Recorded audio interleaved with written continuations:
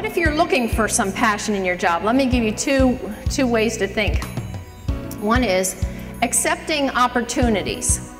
So when somebody gives you an opportunity, you don't know where that's going to take you. I like the expression that opportunities unveil a piece of the puzzle of who we are.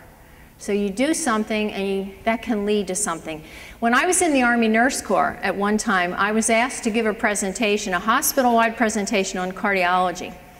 Now, it's not something I ever would have volunteered to do, but in the Army, you do it if you're told to do it.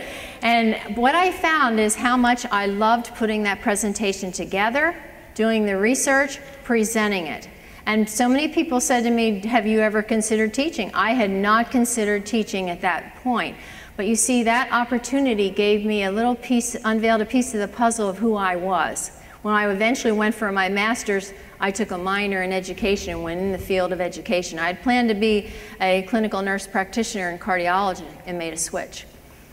Now, you can give other people opportunities. I remember working one time at the hospital and I had this nurse's aide who was phenomenal. She did her job like she knew why she was doing things. When she was restocking a cart, she wasn't just throwing stuff in there, just placing everything in there because she knew they were there for a reason. And I said to her one day, I said, Nancy, you know, you are the best nurse's aide I have ever worked with.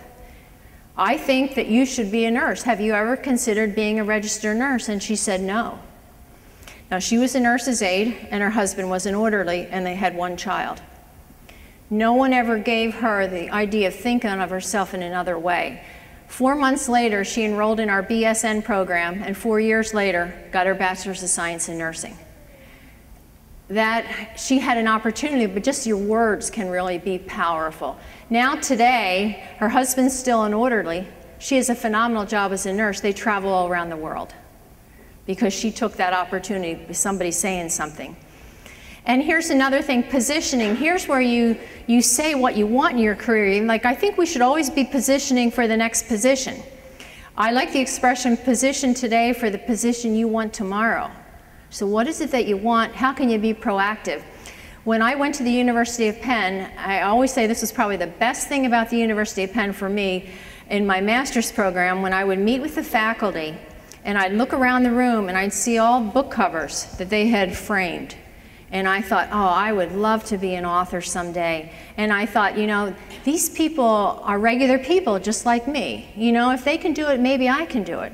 So what do I need to do to be a writer? And I started writing for the graduate newsletter. I started doing things, reading books on writing, and eventually I had my opportunity and I was ready. I'd positioned myself for that. So just think of where you want to go in your career and how proactively you can get there. And another example I have of positioning is from a patient. I always say one of the toughest parts of my job was being a nurse educator. Probably describe that as the toughest job you'll ever love, working with students. And one funny thing about students is they think anybody over 40 is old, anybody over 50 ancient, anybody over 60 why bother, 70 what are they doing here in the hospital, they should be dead. So that's the idea of students, truly. And so one time when I came in to make my assignments for the next day, the nurses said to me, she said, Kathy, you know, we just admitted a woman who's 100 and she's having a total hip replacement. And I thought, oh, good. So I went in to meet the lady to see if we could work with her the next day. And I said, by the way, can you tell me why at 100 would you have a total hip replacement? And she said, I'm having trouble getting on and off of my motorcycle. She was 100. Every day, swung that hip up over the cycle. Went and visited her younger sisters, 99 and 97. She was positioning herself by having surgery so she could keep doing that. So you position yourself for what you want.